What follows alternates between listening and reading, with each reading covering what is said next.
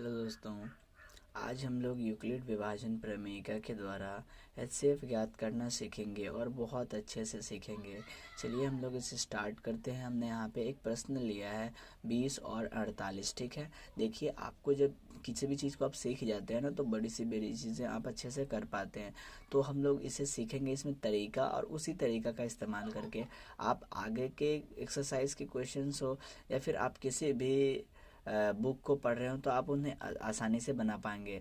और अगर आपने एनसीईआरटी लिया है तो वो सबसे बेहतर होता है, क्योंकि एनसीईआरटी में हर एक क्वेश्चन अलग अलग प्रकार का होता है, अलग अलग कैटेगरीज का होता है। बाकी सारे बुक्स में एक ही टाइप के क्वेश्चन बहुत सारे होते हैं, उससे क्या होता है प्रैक्टिस ज़्यादा होता है। लेकिन एनसीईआरटी में क्या होता है, एक क्वेश्चन बिल्कुल एक ही प्रकार का मिलेगा, फिर अगला क्वेश्चन क्या होता है अगला प्रकार का मिलता है।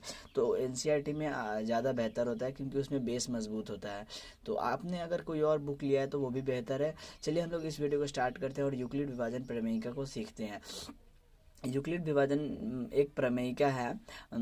तो उसे पहले आपको क्या करना है, साधारण एचसीएफ आपको आना चाहिए। ठीक है, आपको नॉर्मली एचसीएफ निकालने आना चाहिए। देखिए चलिए हम लोग इसको अभी करते हैं। नॉर्मली तो आपको आता ही होगा, अगर नहीं आता होगा तो आपने उसे भी सीख लेना है। अभी ये है हमारा नॉर्मल एचसीएफ का कंडीशन। ठीक है, देखिए आपको करना क्या है, इसका भाग करना है। तो 20 का भाग आप इसमें करेंगे तो कितना बढ़ जाएगा, तो 20 दूनी 40। अब आपको जोड़ घटाव गुना भाग ये सारी चीज़ें तो आती होगी। अब एक वीडियो में हम किसी भी चीज़ को सिखाने के लिए जोड़ घटाव गुना भाग ये सब तो नहीं बताएंगे। माइनस, अब देखिए 48 में से 40 घटेगा तो आंसर क्या मिलेगा आपको, 8। ठीक है, हो गया। यहाँ पे लिखेंगे ए बराबर बी क्यू प्लस आर। ठीक है, आपको इतना लिखने के बाद आपको लिखना है, ये होता है ए, ये होता है बी, ये होता है क्यू और ये होता है आर। ठीक है, देखिए जो सबसे बड़ा होगा उसे आपको हमेशा ए लेना है। ठीक है, उससे थोड़ा सा जो छोटा होगा उसे आपको बी लेना है। ठीक है, और यहाँ पे जो भागफल होता है ना उसे हम लोग बोलते हैं क्यू, और जो शेषफल होता है उसे हम लोग बोलते हैं आर। सबसे बड़ा होगा उसे लेना है आपको ए, उससे थोड़ा सा छोटा होगा उसे लेना है बी, और जो यहाँ पे होता है ना भागफल उसे बोलते हैं क्यू, और जो शेष फल होता है उसे हम लोग बोलते हैं आर। तो यहाँ पे आपको मान मिल गया है, आपको मान लिख देना है बिल्कुल। ए का मान कितना है, 48 बराबर बी का मान कितना है, तो बी का मान है 20। क्यू का गुना है तो यहाँ पे हम लोग लिखेंगे गुने बी क्यू, कहने का मतलब है बी गुने क्यू। ठीक है, क्यू क्या है, आंसर है 2, प्लस आर क्या है 8। राइट, आगे बढ़ते हैं। अब हम लोग अब क्या करेंगे, इस 8 को हम लोग यहाँ पे उतार लेंगे। ठीक है, और फिर भाग करेंगे किस में, तो देखिए अभी 8 ये शेषफल है और आपने भाग किससे दिया था, 20 से भाग दिया था, तब आपको शेषफल मिला 20। देखिए क्या करते हैं हम लोग, इसी को यहाँ पे ऐसे घेरते थे और इसको उठा के यहाँ पे ले आते हैं। जिससे हमने भाग दिया है उसी को उतार के ले आना होता है। ठीक है, तो 8 जो शेषफल आया वो आया 20 से भाग देने पर, 20 से ही भाग हमने दिया तो 8 शेषफल मिला। तो 8 से अब हम लोग 20 में भाग देंगे, यानी शेषफल से भाजक में भाग देंगे। ठीक है, ये आपका होता है भाजक, ये है भाज्य, ये भागफल और ये शेषफल। तो भाजक में हम लोग शेषफल से वापस भाग देंगे। एचसीएफ ये होता है। ठीक है, अब 8 दूनी हो जाएगा 16, 20 में से 16 घटेगा तो आंसर मिलेगा 4। अब आपको इसमें बताना है कि ए क्या होगा, तो सबसे बड़ा क्या है ये, उससे छोटा क्या है इसमें, तो ये, और यहाँ पे क्या है, ये होता है क्यू, और जो यहाँ पे होगा ना वो हो जाएगा आर। ठीक है, तो आगे हम लोग बढ़ते हैं और इसी चीज को यहाँ पे लिखेंगे।